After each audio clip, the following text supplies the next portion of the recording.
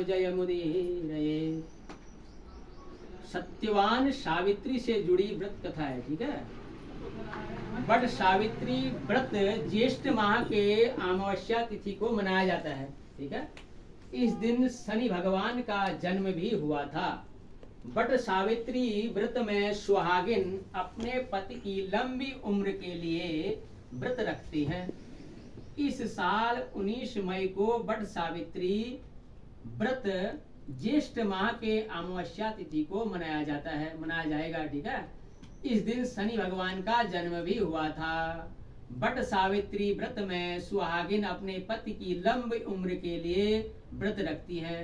ये बार बार पता नहीं याद देखा। सावित्री व्रत रखना शुभ रहेगा।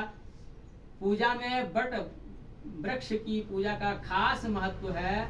इस दिन बट वृक्ष के नीचे बैठकर पूजा करने और सावित्री सत्यवान की कथा सुननी चाहिए और वृक्ष की परिक्रमा लगाकर कच्चा सूत्र बांधना चाहिए, जो आपने बांध दिया, ठीक है। इसके अलावा सूत को गले में भी धारण करना चाहिए, जो आपने चढ़ाया है, ठीक है। मान्यता है कि इस व्रत को करने से पति की लंबी उम्र लंबी होती है।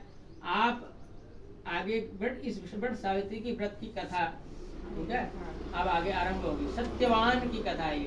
सावित्री की कथा इस प्रकार है। राजा ऋषि अश्वपति की एकमात्र संतान थी, ठीक है। सावित्री एकमात्र थी ना।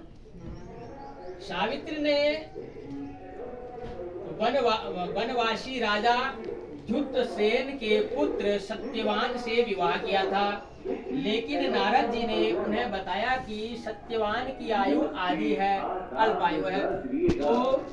तो भी सावित्री ने अपना फैसला नहीं बदला और सत्यवान से सब कुछ जानबूझकर शादी कर ली, ठीक है। सावित्री सभी राजमहल के सुख और राज वैभव त्याग कर सत्यवान के साथ उनके परिवार की सेवा करते हुए वन में रहने लगी। जिस दिन सत्यवान के महाप्राण का दिन था, उस दिन वह लकड़ियां काटने जंगल गए हुए थे। अचानक बेहोश होकर गिर पड़े, ठीक है। उसी समय यमराज सत्यवान के प्राण लेने आ गए। 3 दिन से उपवास में रह रही सावित्री को पता था कि क्या होने वाला है, इसलिए बिना विकल हुए उन्होंने यमराज से सत्यवान के प्राण न लेने की प्रार्थना की, लेकिन यमराज नहीं माने। तब सावित्री उनके पीछे पीछे जाने लगी। कई बार मना करने पर भी वह नहीं मानी, तो सावित्री के साहस और त्याग से यमराज प्रसन्न हो गए और उन्होंने पूछा कोई 3 वरदान मांगने को सावित्री से कहा।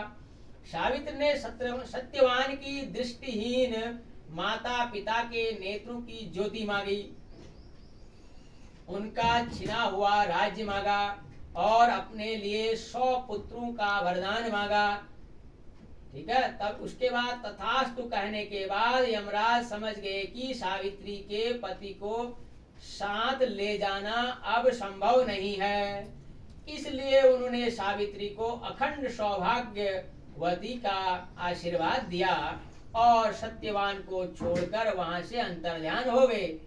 उस समय सावित्री अपने पति को लेकर बट वृक्ष के नीचे बैठी थी, इसलिए इस दिन महिलाएं अपने परिवार और जीवन साथी की दीर्घायु की कामना करते हुए बट वृक्ष को भोग अर्पण करती हैं, उस पर धागा लपेटकर पूजा करती हैं। बस इतना ही है, ठीक है। आपने सत्यवान और की कथा सुनी। जय जय श्री सत्यवान भगवान की जय हो। कितनी छोटी है।